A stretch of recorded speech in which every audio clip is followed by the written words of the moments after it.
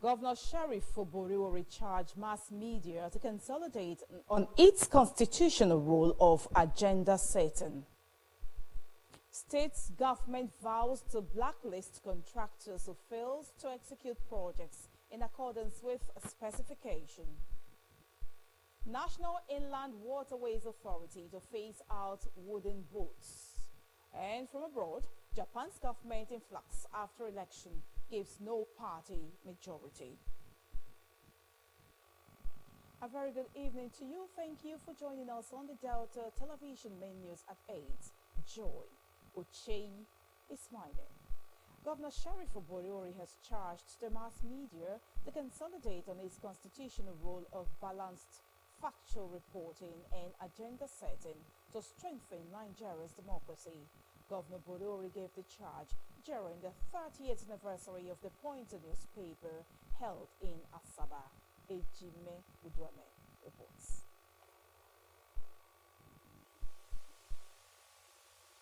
Governor Fuburiori, who backed the Pointer's Exemplary Democrat and Transformational Leadership Award on the occasion, emphasized that the media must speak truth to power in a civil and responsible manner and hold political leaders accountable to the people as envisaged by the Constitution. He urged journalists to downplay news that aggravate religious and ethnic fault lines in the country for the sake of peace and sustainable national development. Of the Delta State government, I congratulate the board, management, and staff of the Pointer newspaper on this 30th anniversary celebration.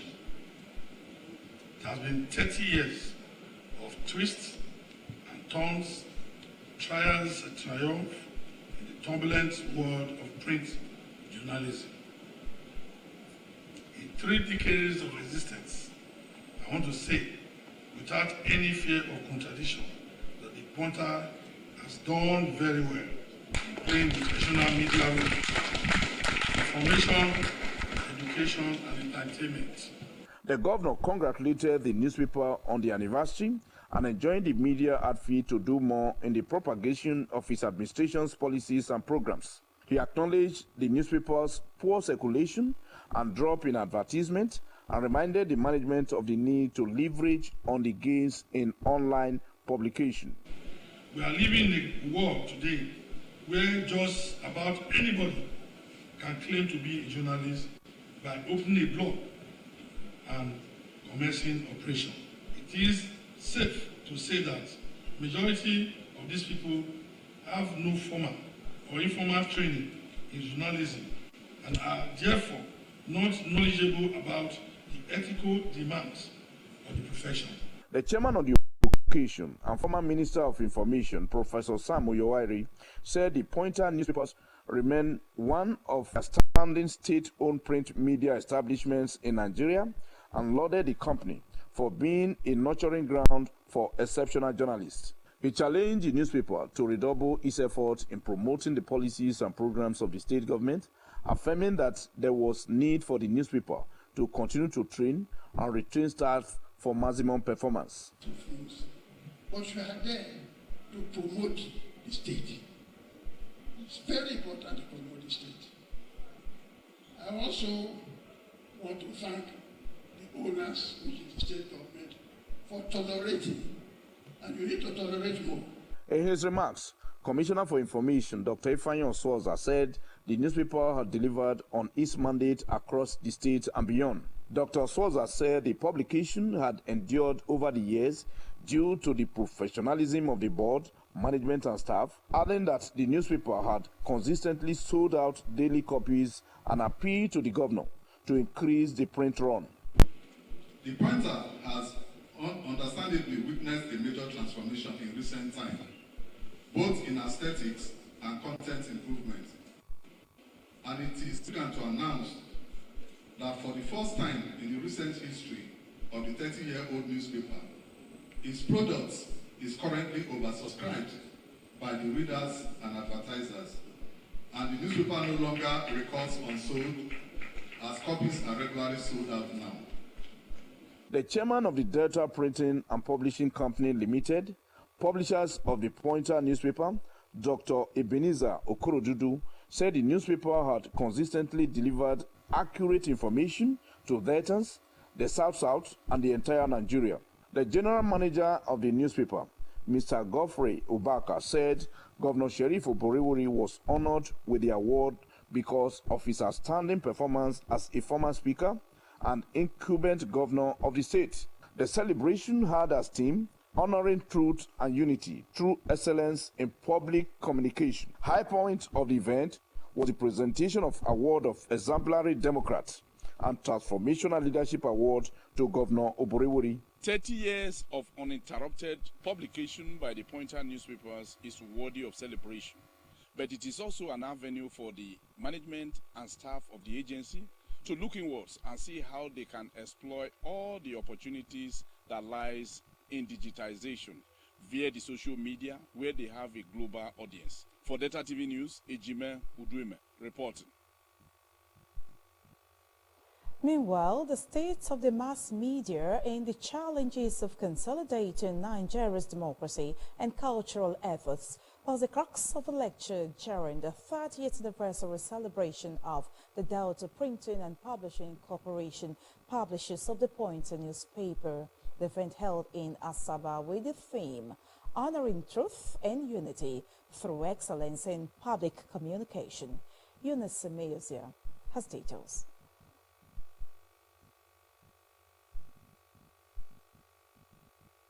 Of that report in our subsequent bulletins. The state governor, Right Honorable Sheriff Oborewori, has vowed that his administration will blacklist contractors who fail to execute projects in accordance with the Bill of Engineering Measurement and Evaluation given to them. Governor Oborewori handed down the warning speaking at the 70th birth anniversary of the chairman, Delta State Civil Service Commission, Chief Roslyn Amioku, at St. Teresa's Catholic Church, Usubi, Okwe local government area of the state. Ejime Udueme reports.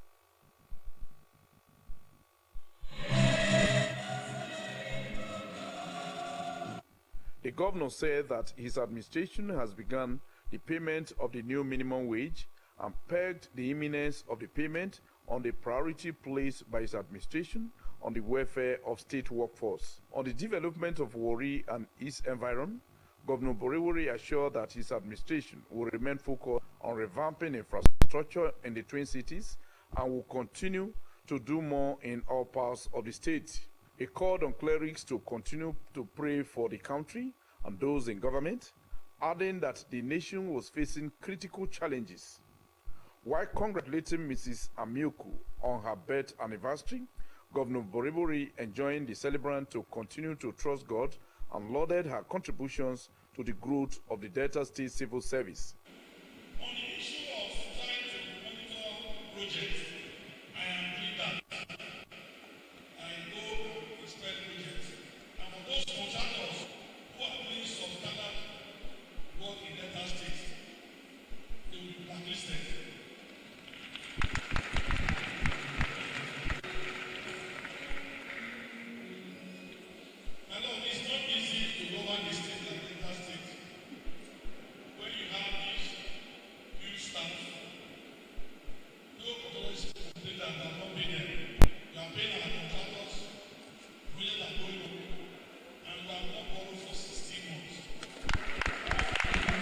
In his homily titled, Do Not Lose Hope, the Catholic Bishop of Warri Diocese, Most Reverend Anthony Ewerido, said things might be nasty and terrible at the moment for Nigerians, but enjoin them not to lose hope because the Lord will turn things around for good if Nigerians look up to him for help. If our state is not safe, the private sector cannot be empowered. People will live in fear. And government cannot do everything. We all need to join hands. And in joining hands, we need to provide the infrastructure and the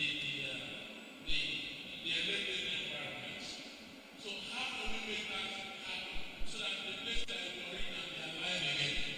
Speaking at a reception for guests, the chief celebrant, Chief Roslyn Amioku thanked God for sparing her life in the last 70 years, stressing that she would use the rest of her life in the service of God and humanity. The event featured dance, cutting of the birthday cake, flanked by family members, friends, and well-wishers. The 70th birthday of Chief Mrs. Roslyn Amioku afforded her opportunity not only to appreciate God, but also an avenue for her to take stock of how she has fared in the last 70 years. Going forward, I think this occasion will also afford her an avenue to think of how she can do more in her service to God and humanity. For Delta TV News, Ejime Udueme reporting. Weekly prayer section organized by the Delta Broadcasting Service, DBS Asaba, held today with a charge on believers to cultivate the habit of praying at all times to attract God's favor. Pastor Martin Sekunife of the Mountain of Fire Miracles Ministry Regional Headquarters, Asaba, gave the charge in a sermon he preached during the prayer session. Henry Onogwa reports.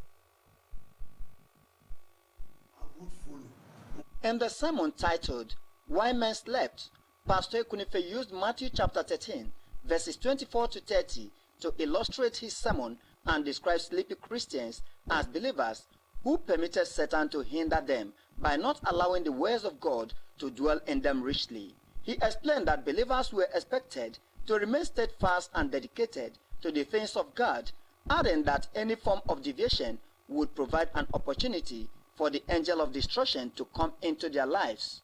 The cleric emphasized that without seriousness, dedication, and focus, no believer would run the heavenly race successfully, while enjoining all to work for God with greater commitment. Is that the word of God is a refuge. The word of God is a protector. The word of God is a provider. There is nothing that the word of God cannot do for you today as a child of God. Pastor Ekunife encouraged Christians to see the word of God as a refuge for those who trusted and believed in God. He criticized some Christians who do not pray but would want God to do everything for them, noting that a prayerless Christian is a powerless Christian.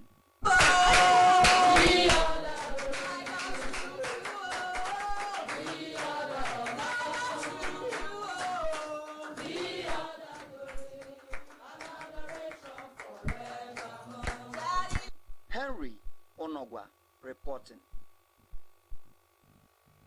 The state's Job and Wealth Creation Bureau has advised interested Deltans to apply for this year's cycle of business upskill program, More BizUp.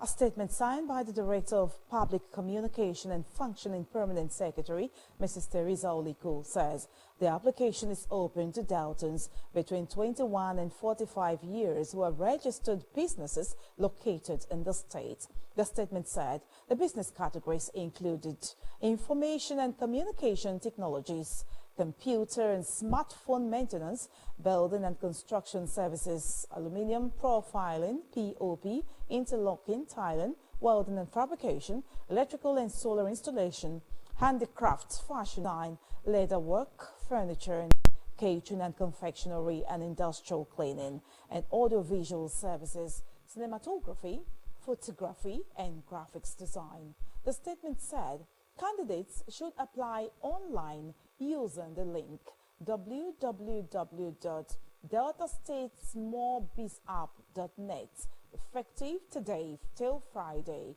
noting that the application is free of charge. They can also contact the phone numbers 0707 1533 482 or 091 346 29495 for more enquiries. The federal government has said it will soon establish a command and control center to check irregular migration into the country. The Minister of Interior, Dr. Olubunmi Tonjiojo, disclosed this today in Abuja during the induction ceremony for operational officers of the Command and Control Center for Regular Migration. He said Because Nigeria was in the Sahel region and the Gulf of Guinea, the tendency for migration towards Nigeria from the Sahelian states was high. Dr. Tunji Ojo said the federal government would not rely on its airports, but will use its land and marine borders to ensure that anybody coming in was pre-profiled. Members of the Senior Staff Association of Nigerian Universities, SANU, and the Non-Academic Staff Union of Educational and Associated Institutions, NASU, have commenced an indefinite nationwide strike within campuses of public universities to demand the immediate release of their 4 months withheld salaries. In a statement co-signed by SANU President Mohammed Ibrahim and NASU General Secretary Peters Deyemi, the two unions said it was appalling that despite several ultimatums issued to the government, no positive results has come from the government. The two unions directed their members in all public universities and inter-university centers throughout the country to hold a joint congress in their respective campuses today and proceed on an indefinite, comprehensive and total strike action as no concession should be given in any guise. On September 17, 2023, the Joint Action Committee of SANU and NASU handed the federal government a 3-week ultimatum to pay the outstanding withheld salaries of the members or risk an industrial action.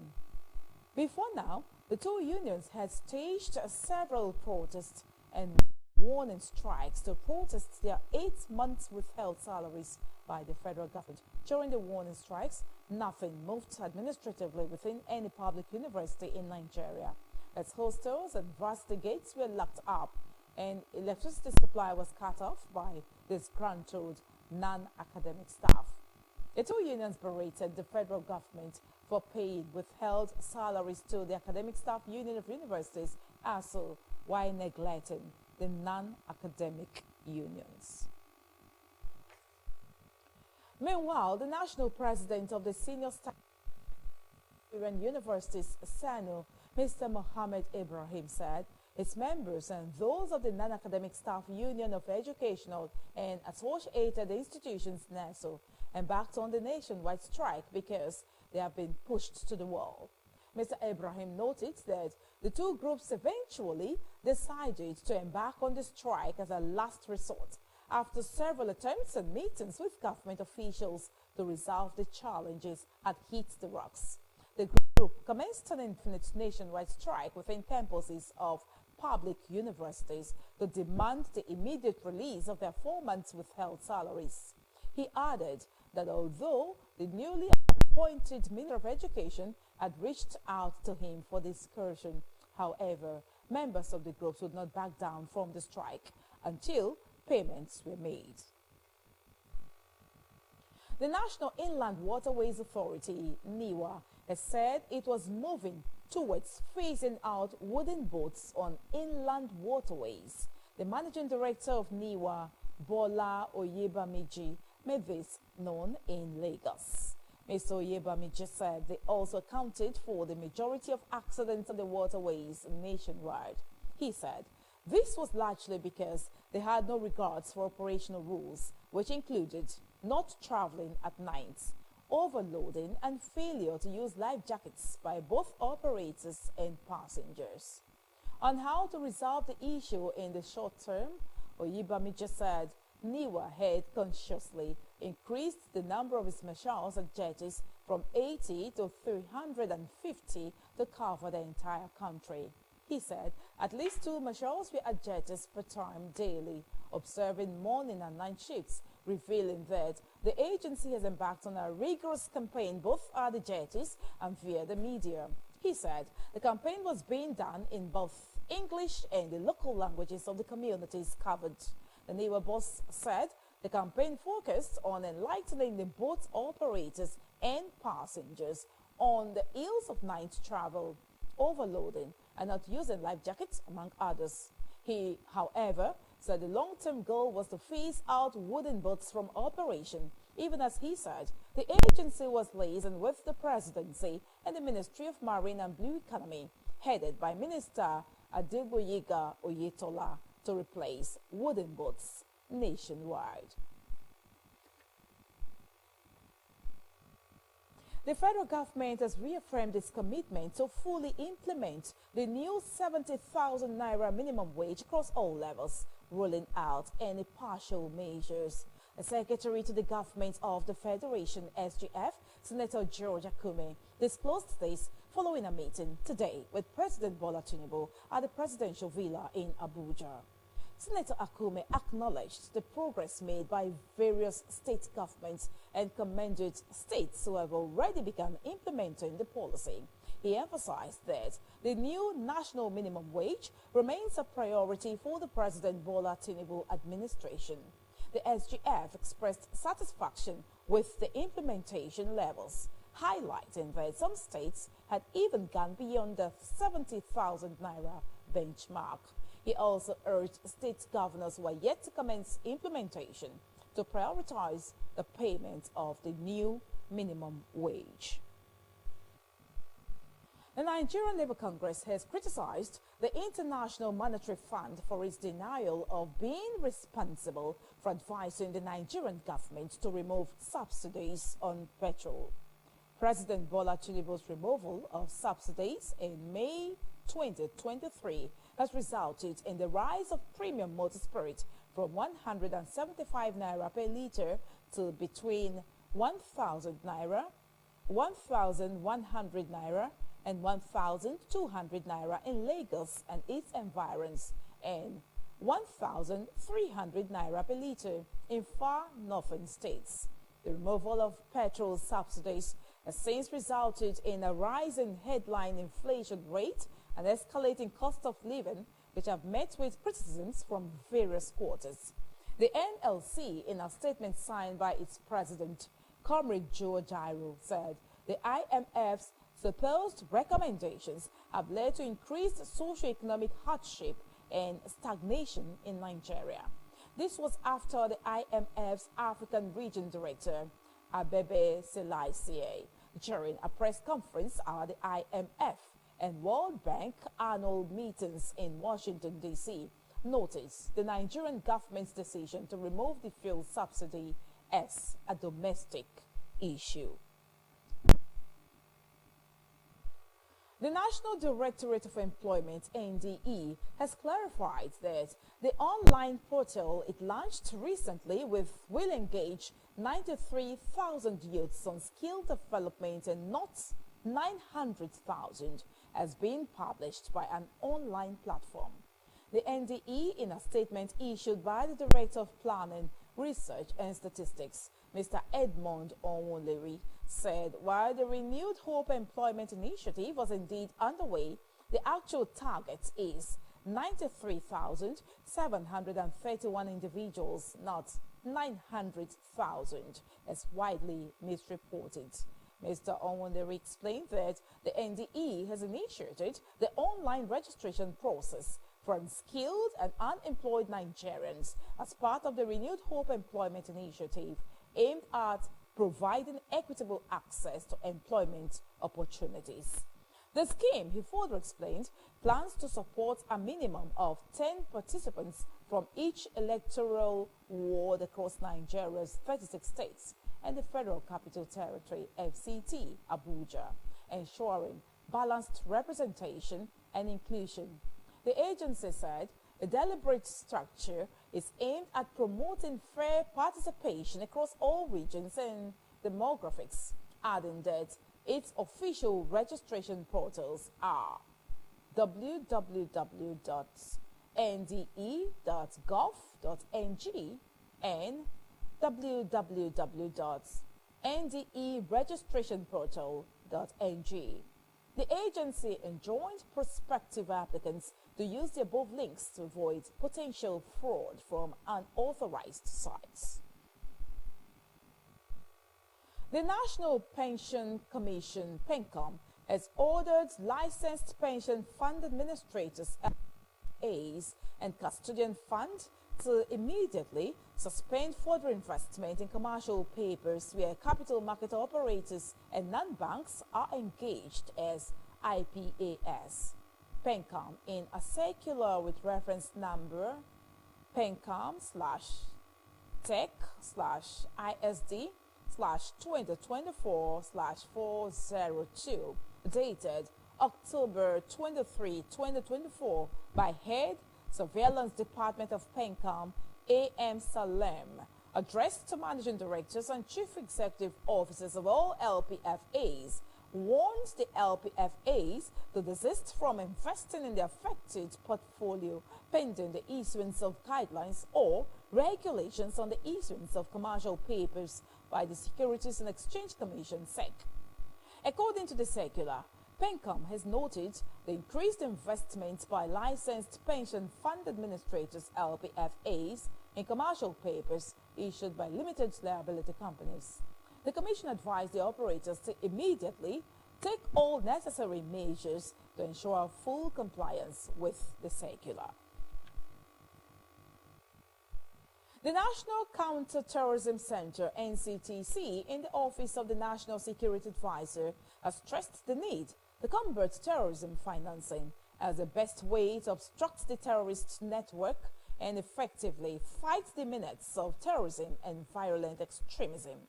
It said it was only when countries were able to cut off terrorism financing that they began to head towards effectively fighting terrorism. A national coordinator of NCTC, Major General Adamu Laka, stated this when he received the Secretary General of the Islamic Military Counterterrorism Coalition, IMCTC, in Saudi Arabia at his office in Abuja.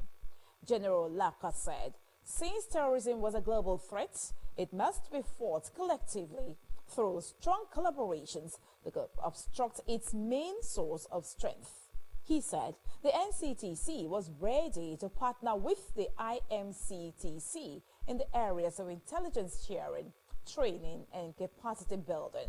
He said the Secretary General's visits were highly valued as it would further solidify the cordial and friendly relationship between Nigeria and Saudi Arabia and the resolve of the two countries to combat terrorism on a global scale.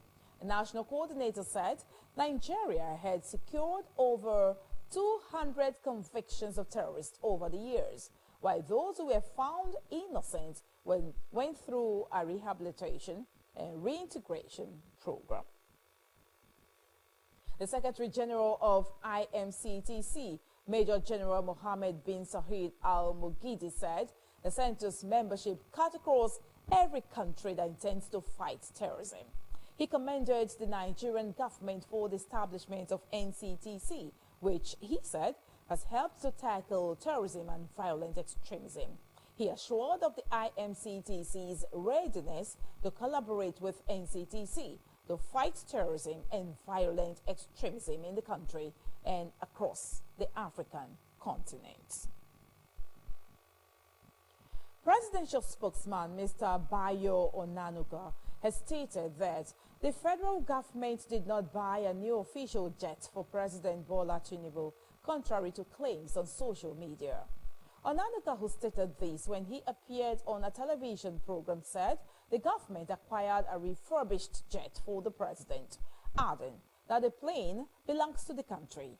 He said some jets in the presidential fleet purchased under former President Olusegun Obasanjo were all in bad condition, and their maintenance costs were outrageous. He added that instead of spending a lot of money on aircraft maintenance, the president sought the approval of the National Assembly for a refurbished jet that was still in good condition.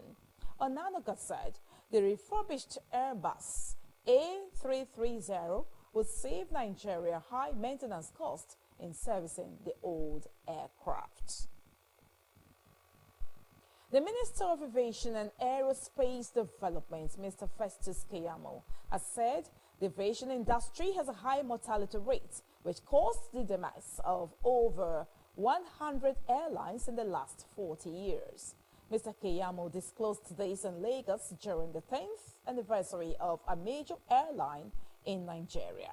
The minister, however, promised that the current administration would end the incessant death of airlines. He congratulated the airline for surviving for over 10 years in spite of the nation's economic woes.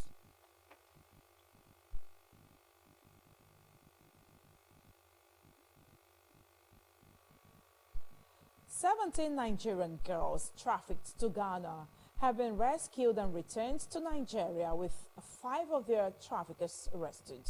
A statement by the Nigerian Sin Diaspora Commission, NIDCAM, said the rescued women aged 18 to 29 came from various states, including Anambra, Abia, Akwa Ibom, Rivers, Imo, Edo, and Ebonyi states. They were reportedly lured to Ghana under false promises of employment and subsequently forced into exploitative situations and sworn to secrecy. The rescue operation was coordinated by the Ghanaian Anti-Human Trafficking Police in collaboration with the Nigerians in Diaspora Organization, Ghana, and the Nigerian High Commission in Accra. The chairman of the NIDCAM, Honorable Abike Daberi Erewa, credited Nigeria's First Lady, Senator Oluremi Tinubu, for her support in facilitating the safe return of the young women. The Nigerian Police Force, NPF, has said it is investigating the assault of a cab driver, Stephen Abuwacheya, by a member of the House of Representatives from Abia State, Honorable Alexander Mascot Ikwechi. NPF warned the public against using the name or office of the Inspector General of Police to threaten others during altercations. Honorable Ikwechi had reportedly threatened to make the cab driver disappear during the assault. The incident was shared on X by former chairman of the National Human Rights Commission, Mr. Chidi Odinkalo. The lawmaker also threatened to beat up the cabman and lock him up in his generator house. Nigerian police, in a post on its X handle, said it was aware of the incident and is actively handling the case. Following Mr. Abuwacheya's official report at the Maitama Divisional Headquarters, the police urged the public to refrain from using the name or office of the Inspector General of Police to intimidate others, as such actions would undermine the values of impartiality that the IGP's office upholds. Still to come on the Delta Television main news at 8, Japan's government influx after election gives no party majority. Details shortly. Stay with us.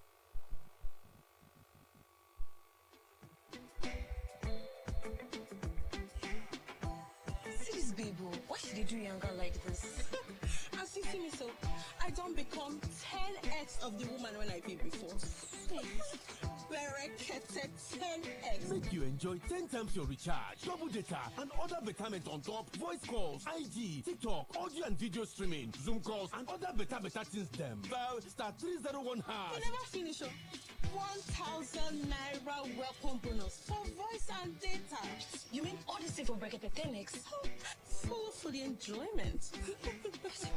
Is your line blocked? You can get your line unblocked free, fast and easy. Quickly go to any Glow World shop or SIM registration center near you and link your NIN to your Glow line right now. Got no NIN? Visit the nearest NIMC office, get an NIN, and then link it to your Glow line. NIN registration is free, so reconnect with Glow today.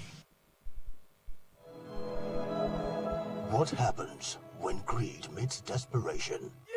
Yeah. How far would you go to get what you want? Even my life is even on the line. So please, help me so that we can get out of this all. How could you do this to me? A gripping movie inspired by a true life story. Maybe you could consider other options. You think I've not done that? Experience the twist, the betrayal, and the thrill that will keep you on the edge of your seat. Get ready for the movie. The Inside Enemy. The Inside Enemy dropping on Delta TV YouTube channel on November 1 at 9 p.m. prompt. Don't miss it.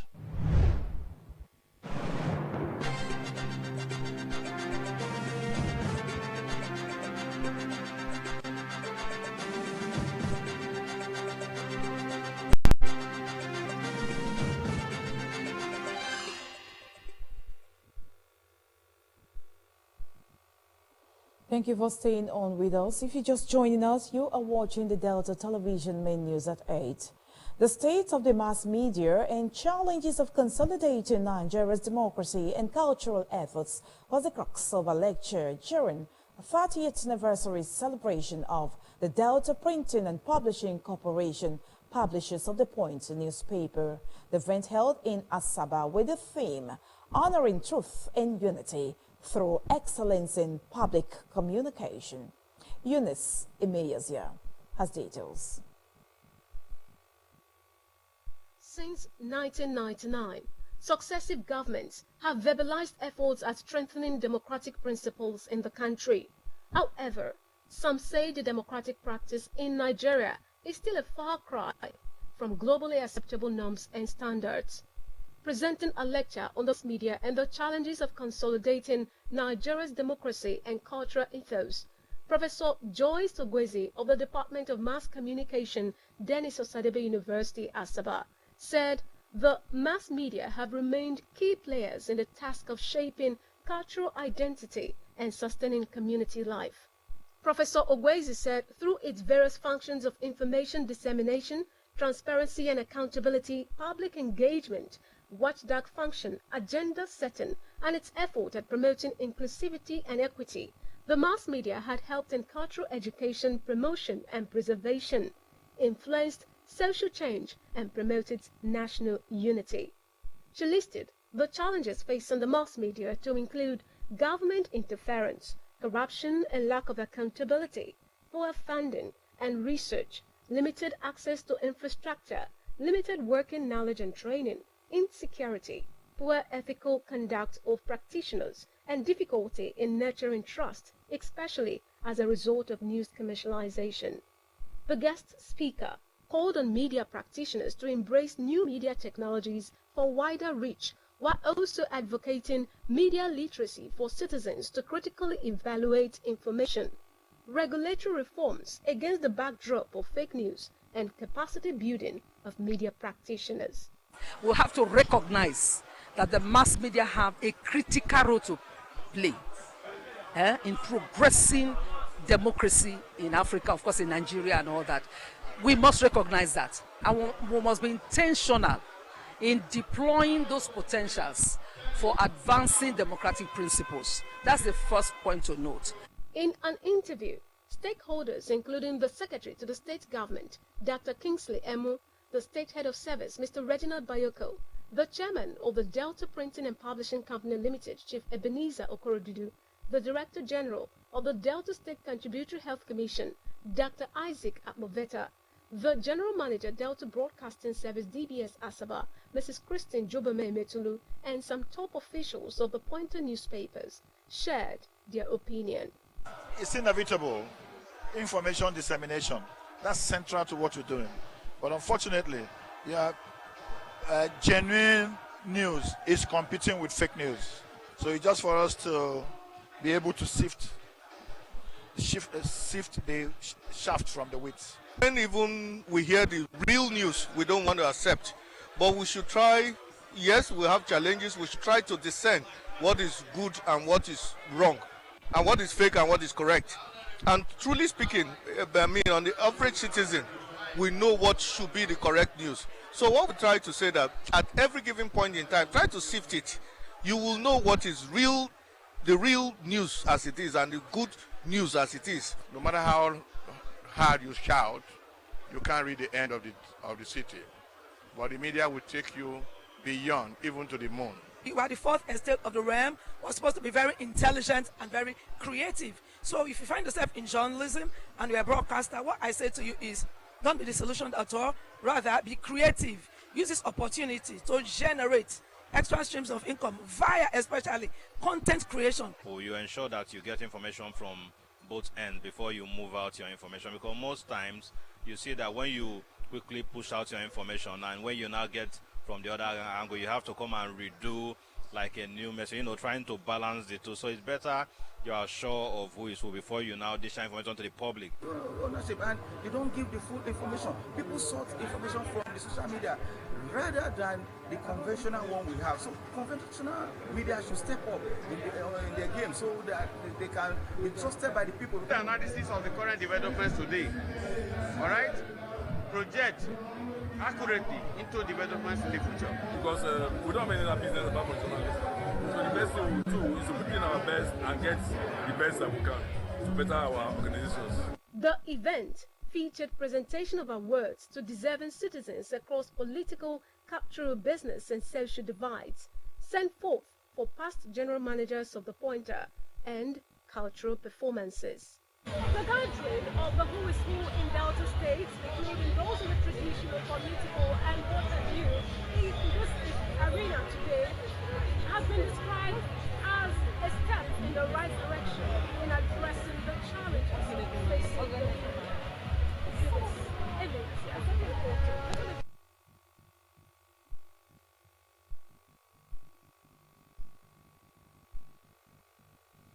Go on to the foreign scene. The makeup of Japan's future government was in flux today after voters punished Prime Minister Shigeru Ishiba's scandal-tainted coalition in a weekend snap election, leaving no party with a clear mandate to lead the world's fourth largest economy. The uncertainty sent the yen currency to a 3-month low as analysts prepared for days or possibly weeks of political wrangling to form a government and potentially a change of leader. That comes as Japan faces economic headwinds, a tense security situation fueled by an assertive China and nuclear-armed North Korea, and a week before U.S. voters head to the polls in another unpredictable election. Its Liberal Democratic Party, LDP, and its junior coalition partner, Komeito, took 215 seats in the lower house of parliament, down from 279 as voters punished the incumbents over a funding scandal and a cost of living crunch. Two cabinet ministers and Komeito's leader, Kishi Ishi, lost their seats. The biggest winner of the night, the main opposition Constitutional Democratic Party of Japan, CDPJ, had 148 seats, up from 98 previously, and also still well short of the 233 majority. A vote on who will take the premiership may be held in a special parliamentary session on November 11. There remains uncertainty over whether Mr. Ishiba, who became premier less than a month ago, can survive after the drubbing. Smaller parties also made gains, and their role in negotiations could prove key. CDPJ leader Yoshihiko Noda has said he would work with other parties to try and oust the incumbents, though analysts see this as a more remote possibility. The LDP has ruled Japan for almost all of its post-war history, and the result marks its worst election since its briefly lost power in 2009, the precursor of the CDPJ.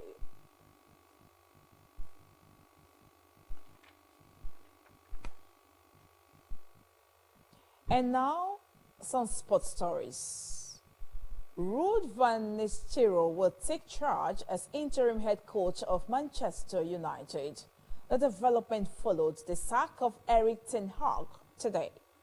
Ten Hag's 2.5-year spell at Old Trafford ended after a poor start to the campaign.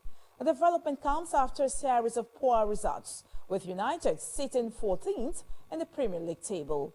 Ten Hag was appointed in April 2022 and led the club to 2 domestic trophies, winning the Carabao Cup in 2023 and the FA Cup in 2024.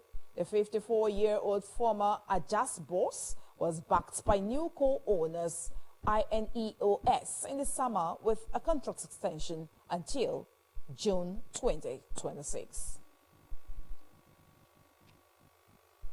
That's our news. Here's a thought for the day. Your only limit is your own mind.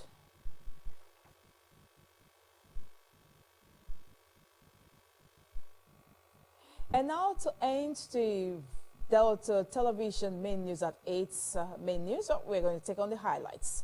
Governor Sheriff Oboriwori has charged the mass media to consolidate on his constitutional role of balanced factual reporting and agenda setting to strengthen Nigeria's democracy. Governor Sheriff Oboriwori gave the charge during the 30th anniversary of the Point newspaper held in Asaba. The state governor, Right Honorable Sheriff Oboriwori, has vowed that his administration will blacklist contractors who fail to execute projects in accordance with the Bill of Engineering Measurement and Evaluation given to them. Governor Oboriwori handed down the warning while speaking at the 70th birth anniversary of the chairman, Delta State Civil Service Commission, Chief Roslyn Amioko, at Jesus Catholic Church, Osubi, Okwe local government area of the state. The National Inland Waterways Authority, NIWA, has said it was moving towards phasing out wooden boats on inland waterways. The managing director of NIWA, Bola Oyebamiji, made this known in Lagos. The makeup of Japan's future government was in flux today after voters punished Prime Minister Shigeru Ishiba's scandal-tainted coalition in a weekend snap election, leaving no party with a clear mandate to lead the world's fourth largest economy. That's our news. Thank you so much for watching. On behalf of the entire news crew, Joy Uche is my name. Good night.